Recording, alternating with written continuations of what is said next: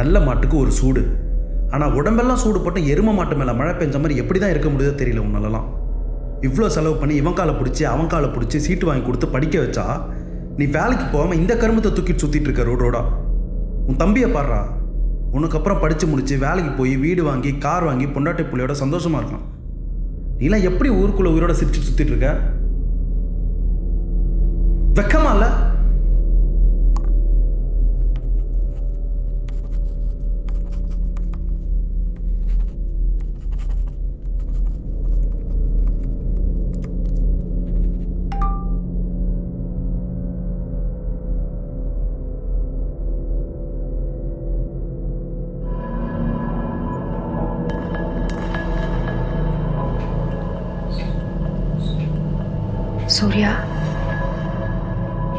Surya, I can't take it anymore. இந்த மாதிரி அன்சர்டனான பேஷனை தூக்கிட்டு ஓடுறவன் பின்னாடி என்னால் இனிமேல் ஓடி வர முடியாது. ஆமாம், லவ் பண்ணுறப்போ தெரியல, நீ எனக்காக எழுதின கவிதையெல்லாம் இனிச்சிச்சப்போ. ஸோ உன் கவிதையை வச்சுட்டு ஒரு பால் பாக்கெட் வாங்க முடியுமா இன்னைக்கு? நீ மாறிடுவ, திருந்தி வேலைக்கு போயிடுவேன் நம்பினேன். இப்போ பிரச்சனை இல்லை, நான் சமாளிச்சிடுவேன். நாளைக்கு குழந்தைன்னு வந்துட்டா எவ்வளோ செலவு இருக்கும் தெரியுமா? I can't handle all the pressure by myself.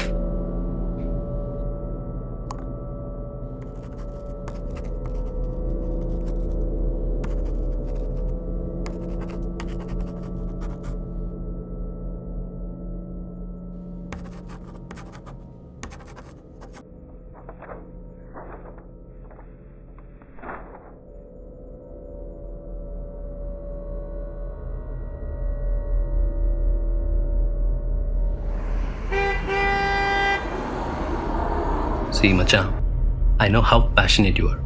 எவ்வளோ கஷ்டப்பட்டிருக்க, எவ்வளோ அலைஞ்சிருக்க, எத்தனை நைட் தூங்காமல் முடிச்சிருக்கேன்னு எனக்கு தெரியும்.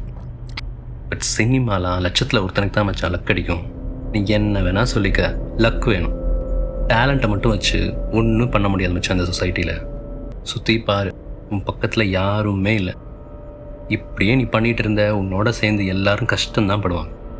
இன்னும் எத்தனை வருஷம் இப்படியே ட்ரை பண்ணிகிட்டு இருக்க போகிறேன்? இந்த ஸ்கிரிப்டு, கதை, கன்றாவையெல்லாம் தூக்கி போட்டு வாடா. நான் வேலை பார்க்குற கம்பெனியில் உன்னை ஹையர் பண்ணிக்க சொல்கிறேன். நான் சொன்னால் எடுத்துப்பாங்க. என்ன சொல்கிறேன்?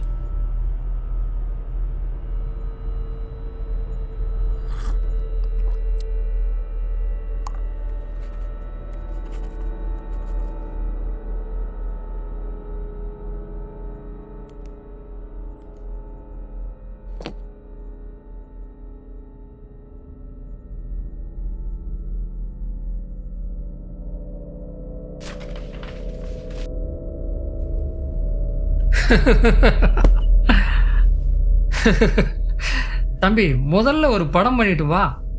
புதுசாக ட்ரை பண்ணுறேன்னு சொல்கிற, எக்ஸ்பெரிமெண்ட்டுன்ற எக்ஸ்பீரியன்ஸ் வேணும்ல. நீ ரிஸ்க் எடுக்கலாம், நான் எடுக்க முடியுமா? நீ சொல்கிற கதையெல்லாம் நல்லா தான் இருக்குது, புதுசாக தான் இருக்குது. நீ புதுசாக ட்ரை பண்ணுறதுக்காக நான் ரிஸ்க் எடுக்க முடியாதுல்ல. போட்ட காசு எடுக்க முடியலன்னா நான் ரோட்டில் தான் தெரியணும். ஒரு படம் யாரையாவது வச்சு பண்ணு, ஜெயிச்சுட்டு வா. உன்னோட 2வது படம் கண்டிப்பாக நம்ம பேனரில் தான். என்ன புரியுதா?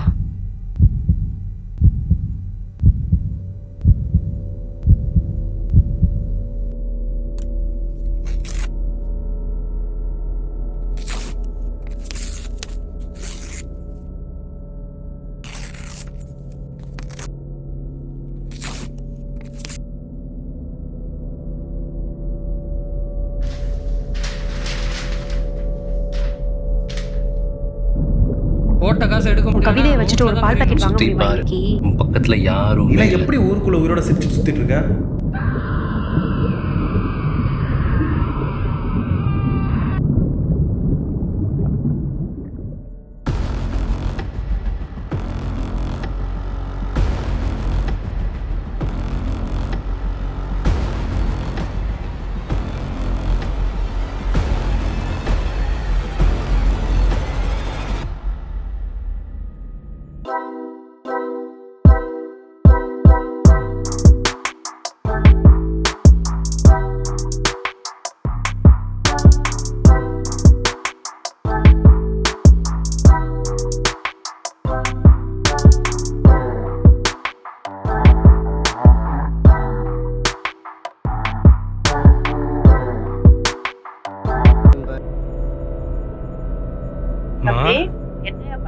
தூங்கிட்டியா? இல்லைம்மா, அப்பதான். இல்லையா, நான் தூங்கிக்கிட்டு இருந்தேன். என்னவோ ஒரு கெட்ட கனவு. நீ தூங்கியிருக்க மாட்டேன்னு தெரியும், அதனாலதான்ப்பா கால் பண்ணேன். என் சாப்பிட்டியாயா? நான் சாப்பிட்டேம்மா. நீ சாப்பிட்டியா? என்ன சாப்பிட்ட? நான் சாப்பிட்டேப்பா. நீ திருவிழாக்கு ஊருக்கு வரையிலமா? திருவிழா? ஆமால.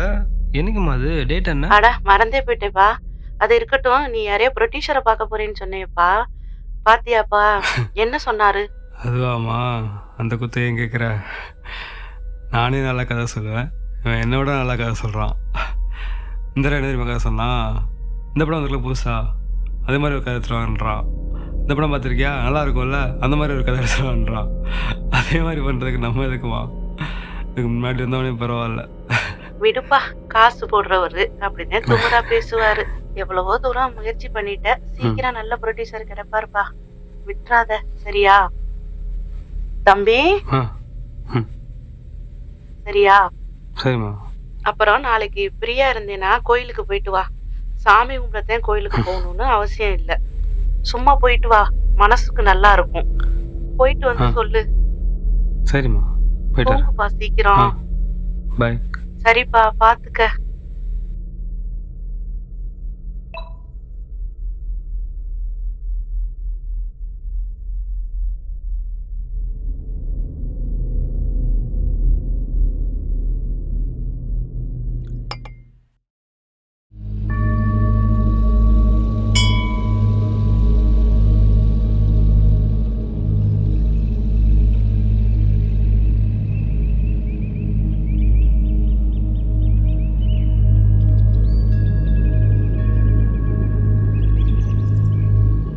பிரமிப்பாக இருக்குல்ல? இந்த எழுத்துக்கள் எல்லாம் பல நூற்றாண்டுகள் எழுதப்பட்டதாக இருக்கும். எதுக்காக எழுதியிருப்பாங்க? நம்ம இப்போ அதை கம்யூனிகேஷனுக்காக பயன்படுத்திகிட்டு இருக்கோம். ஆனால் அப்போ அவங்க எழுதுனதுக்கு ஒரு பெரிய அர்த்தம் இருந்திருக்கும்.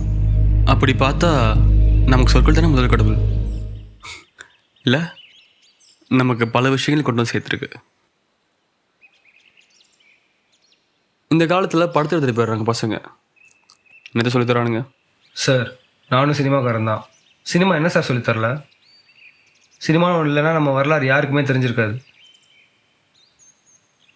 எழுத்த கடவுள்னு சொல்கிறீங்க, அப்போ அதோட திரை வடிவம் தானே சார் சினிமா? உண்மை தான் நீங்கள் சொல்கிறது, அதை நான் மறுக்கல. எழுத்தோட திரை வடிவம் தான் சினிமா, கடவுளோட இன்னொரு அவதாரம் மாதிரி. அப்போது சினிமாக்கு எவ்வளோ பெரிய பொறுப்பு இருக்குது. யார் துப்பாக்கி பரிசுன்னு காட்டுறா சினிமா? நீ பெரிய ஆளா, நான் பெரிய ஆளா, ஏன் ஹீரோ பெரிய ஆளா, உன் ஹீரோயின் பெரிய ஆளான்னு காட்டுறதா சினிமா?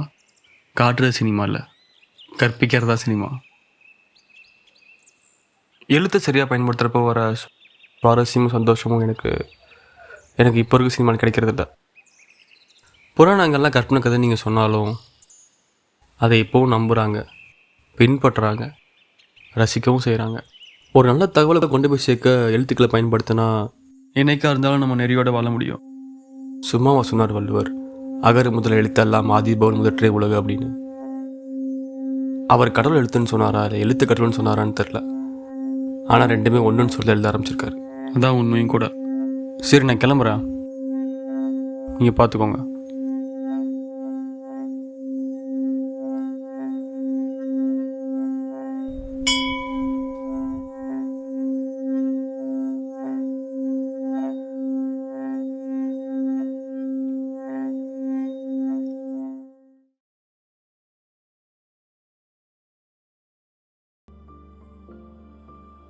அவர் சொன்னதில் என்னால் ஒன்றை மட்டும் ஏற்றுக்கவே முடியாது. சினிமா எடுக்கிறவங்களாம் இப்போ என்ன சொல்லித்தராங்கன்னு கேட்டார். ஆனால் அந்த கேள்வியை ஆழமாக யோசிக்கிறப்போ எழுத்துக்களை முறையாக பிரயோகிக்கிற சக்தி இந்த உலகத்தோட பார்வையே மாற்றணும்னு தோணுது. நான் எழுதுவேன், எழுதிக்கிட்டே தான் இருப்பேன். கிட்டத்தட்ட எல்லா கலைஞர்களோட கதையும் ஒன்று தான். கிட்டத்தட்ட என்ன ஒன்று தான். வலிக்க தான் செய்யும், கஷ்டமாக தான் இருக்கும். ஆனால் அதெல்லாம் தாண்டி வந்து ஒரு விஷயத்தை படைக்கிறப்போ நம்ம எல்லாருமே எழுத்துக்களோடு சேர்ந்து அழிக்க முடியாத கடவுளாகிடுறோம். எழுத்துக்கள் தான் கடவுள்னா அப்போ சினிமா அந்த கடவுளோட இன்னொரு அவதாரம். Just another form. ஒன்று மட்டும் ஞாபகம் வச்சுக்கோங்க, நம்புங்க, உங்களையும் உங்கள் எழுத்தையும் நம்புங்க. அகர முதல எழுத்தெல்லாம் ஆதி பகவன் முதற்றே உலகு.